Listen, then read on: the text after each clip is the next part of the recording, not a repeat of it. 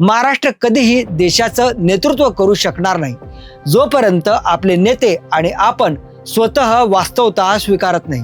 कारण काय माहितीये, कोणताही प्रदेश, कोणतंही राज्य आपोआप महान होत नसतं, त्याला महान बनवावं लागतं. महाराष्ट्रात आज दोन प्रकारची लोक आहेत. पहिले जे म्हणतात आपण लई माती खातोय राव, आणि दुसरं जे म्हणतात आपण लई भारी आहोत. नेतृत्व करायचं असेल ना तर आधी आपण चांगले विद्यार्थी बनायला पाहिजे.